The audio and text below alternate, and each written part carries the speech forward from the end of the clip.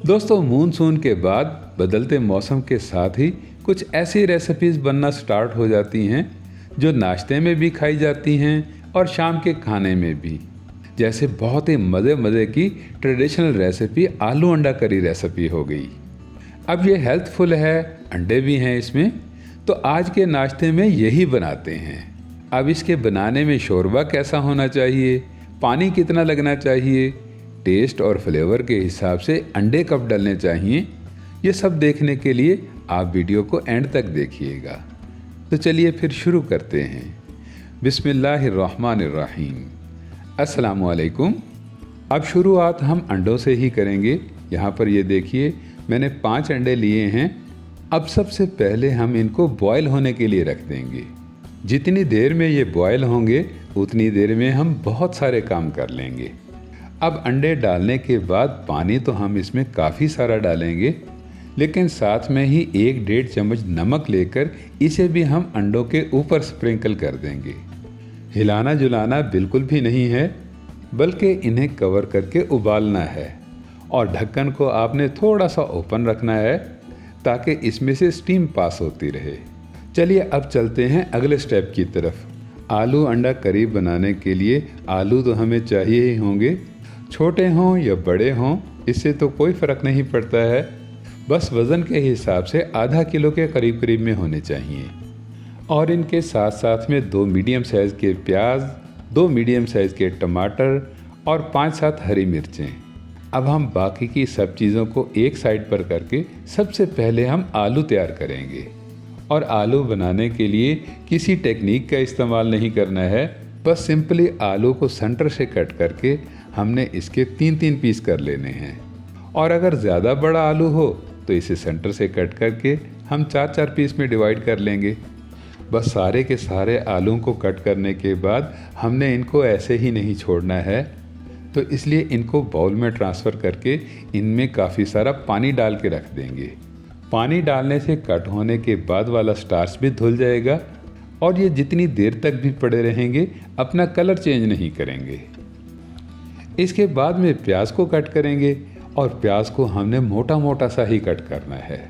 बस प्याज को सेंटर से कट करने के बाद हमने इनके सिर्फ 3-3 पीस करने हैं, मतलब बहुत बड़ा बड़ा ही इन्हें रखना है। रीज़न इसकी ये है कि हमने आलू अंडा करी की रेसिपी के लिए बिल्कुल प्लेन शोरबा बनाना है और प्याज शोरबे के ऊपर तैरते न रहें, तो उसके लिए हमने इन प्याज़ों का पेस्ट बनाना है। और थोड़ा सा ही ग्राइंड करने से ये इस तरह का गाढ़ा गाढ़ा सा थिक किस्म का ऑनियन पेस्ट रेडी हो जाएगा। इसके बाद में टमाटरों को कट करना है। और टमाटरों के छिलकों का तो दोस्तों आपको पता ही है कि ये जल्दी से गलते नहीं हैं, तो इसलिए टमाटरों को भी कट करके हम इनको भी मिक्सी की डब्बी में डालते हैं और इनका भी टमाटो पेस्ट बना लेते हैं। ये हो गया तो अब हम आधी हरी मिर्चों के स्लाइसेस बना लेते हैं और बाकी की आधी मिर्चों को हम साबुत ही डालेंगे।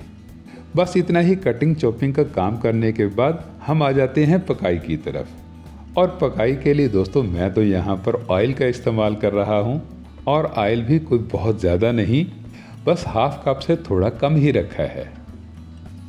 आप घी में बनाना चाहें या खाने के किसी भी तेल में रेडी करना चाहें तो कर सकते हैं। बस घी की मिकदार भी इतनी ही होनी चाहिए, मतलब हाफ कप या इससे थोड़ी कम ज़्यादा। इसके बाद में गरम ऑयल में 1/4 टेबल स्पून साबुत ज़ीरा क्रैकल करके हम डाल देंगे इसमें गाढ़ा गाढ़ा सा थिक किस्म का ऑनियन पेस्ट। अब ये प्याज़ों का पेस्ट है, कच्चा है, तो इसको हमने वैसे ही पकाना है कि जैसे हम प्याज़ों को फ्राई करते हैं।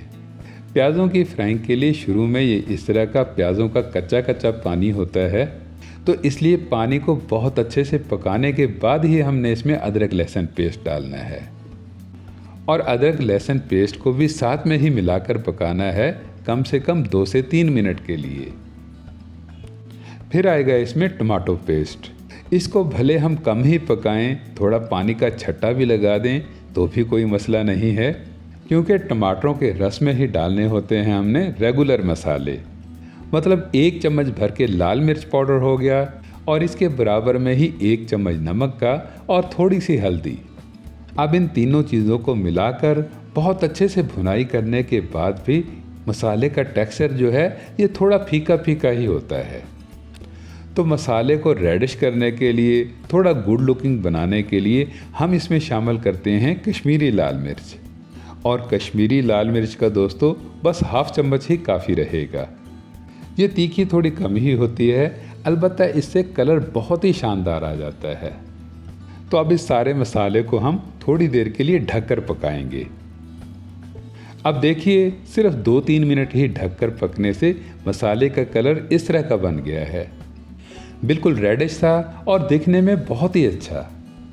और साथ में ही अगर मैं आपको तरी दिखा सकूं तो ये देखिए, चिकनाई ग्रेवी मसाले के साथ में मिक्स नहीं हो रही है। और यही निशानी है मसाला के बहुत अच्छे से भुनने की। मसाला अगर बहुत अच्छे से पका हुआ होगा तो ही ये इस तरह का दिखेगा। और आप देख सकते हैं कि इस मसाले में ना तो प्याज के बड़े बड़े पार्टिकल्स हैं और ना ही टमाटरों के छिलके। तो दोस्तों ये वाला सादा सा तरीका है प्लेन शोरबा बनाने का। अब हम डाल देंगे इसमें मोटे मोटे से बड़े बड़े से कट किए हुए आलू। और आलू बड़े बड़े से कट करने की वजह भी मैं अगर आपको बताऊं तो वो ये है कि आलूओं को हमने बहुत देर तक पानी में पकाना है। तो छोटे आलू होंगे या पतले पतले से आलू होंगे तो वो पानी में ही घुल जाएंगे। अब मसालों का फ्लेवर और टेस्ट आलूओं के अंदर तक चला जाए तो उसके लिए आलूओं को बहुत अच्छे से मसाले के साथ में मिलाकर हम इन्हें कवर करके पकाएंगे बस 2-3 मिनट के लिए। और 2-3 मिनट में ही मसाला जब अच्छे से आलूओं के साथ में लिपट जाए, मसालों की खुशबू और टेस्ट आलूओं के अंदर तक चला जाए तो फिर ही हमने यहाँ पर पानी लगाना है। तो पानी कितना लगाना है ये देख लीजिए। अब एक सिंपल सा सादा सा फार्मूला देखें तो वो ये है कि जितने आपने आलू लिए हैं उतना ही पानी होना चाहिए। और पानी लगाने के बाद आलूओं को अच्छे से पकाने के लिए, गलाने के लिए हमने इनको कम से कम 10 से 12 मिनट तक ढककर पकाना है। दोस्तों आपको मेरे इस चैनल पर बहुत ही मज़े की डिलीशियस रेसिपीज़ देखने को मिलती ही रहती हैं। और अगर आप चाहते हैं कि इन वीडियोस का तसलसल ऐसे ही बरकरार रहे तो आप मेरे चैनल को सब्सक्राइब ज़रूर कर लीजिएगा। अब ये देखिए 10 से 12 मिनट की पकाई के बाद ये वाला रिज़ल्ट आया है। शोरबा भी काफ़ी गाढ़ा गाढ़ा सा हो गया है और आलू भी हमारे बहुत अच्छे से पक गए हैं। तो अब हम इसमें छोड़ देंगे उबले हुए अंडे। मैंने ये 5 अंडे शामिल किए हैं, आप इसे ज़्यादा या कम भी कर सकते हैं, लेकिन डालने हैं आपने इसी स्टेज पर ही हैं। इससे पहले अगर आप अंडे डालेंगे तो अंडे ओवर कुक होने की वजह से ज़्यादा पक जाएंगे और ज़्यादा पकने से ये काफ़ी हार्ड हो जाएंगे।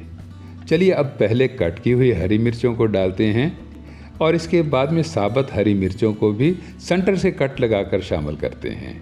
इस तरीके से हमें हरी मिर्चों का टेक्सचर भी मिल जाएगा और हरी मिर्चों की खुशबू और अरोमा जो होगा ये भी हमारी आलू अंडा करी की रेसिपी में आ जाएगा।